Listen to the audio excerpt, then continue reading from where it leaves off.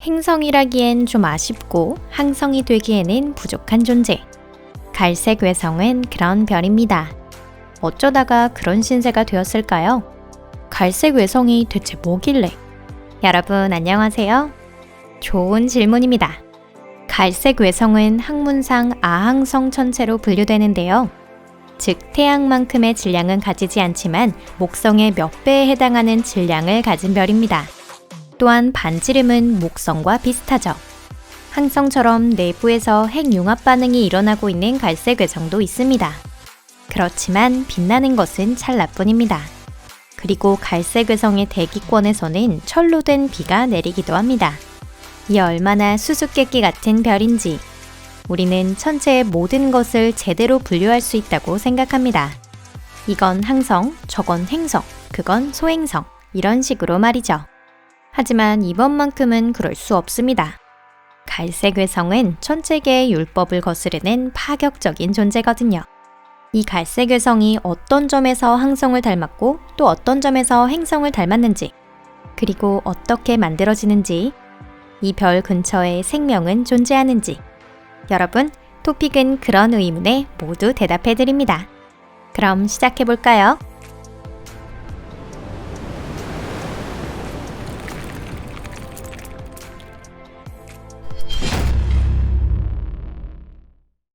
항성은 행성과 무엇이 다른가?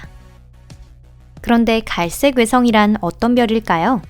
그 답은 해당 별의 일생이 어느 단계에 있느냐에 따라 다릅니다. 사실 항성도 시간이 지남에 따라 크게 변화하는데요. 태양은 현재 황색 외성으로 불리고 있지만 50억 년만 지나면 적색 거성이 됩니다. 갈색 외성 역시 마찬가지예요. 갈색 외성도 원시성일 때는 매우 뜨거운 별이며 표면 온도는 2000켈빈에 이릅니다. 이것은 가벼운 항성의 온도와 맞먹습니다.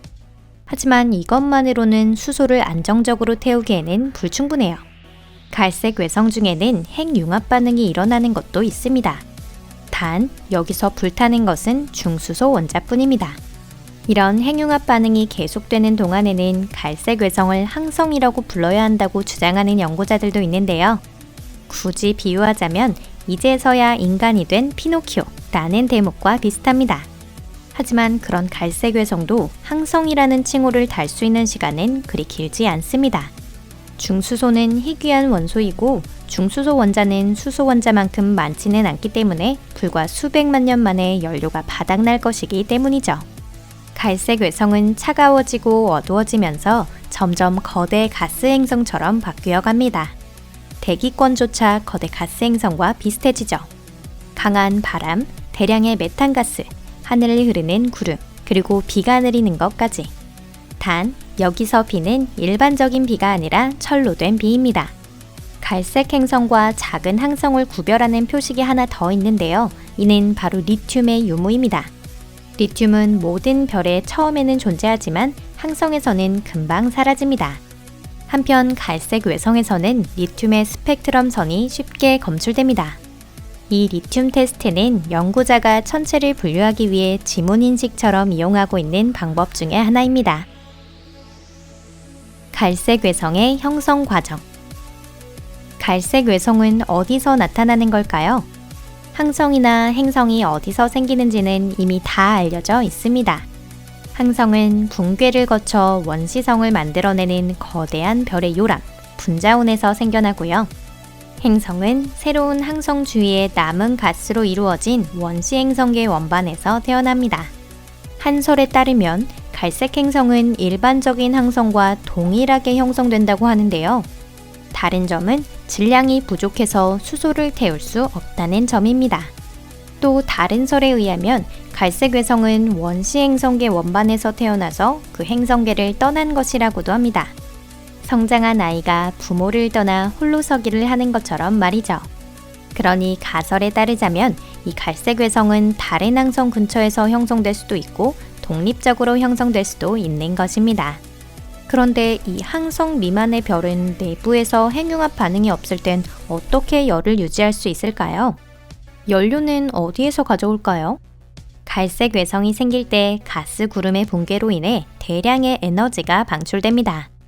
이렇게 데워진 뒤로는 죽을 때까지 처음에 받았던 열을 계속 잃게 될 뿐입니다. 사람에 비유하자면 태어났을 때 은행에 예금 계좌를 개설해 두고 평생 그 돈으로 먹고 살다 가는 것과 비슷하겠네요. 그런 인생, 여러분은 어떻게 생각하시나요? 갈색 외성의 종류.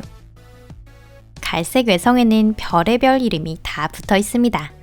흑색 외성이나 적외선별로 불리기도 했지만 최종적으로는 갈색 외성이 됐습니다.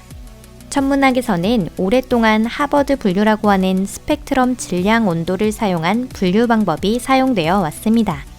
청색 거성 O형부터 적색 외성 M형까지 알파벳에 의해 분류명이 붙어 있습니다. 갈색 외성의 발견 후 연구자들은 이 표에 L, T, Y라는 세 가지의 새로운 스펙트럼형을 적어 넣었는데요.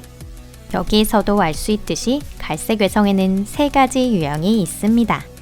가장 온도가 높은 갈색 외성은 L형이며 표면 온도는 1300켈빈에서 2000켈빈에 이릅니다.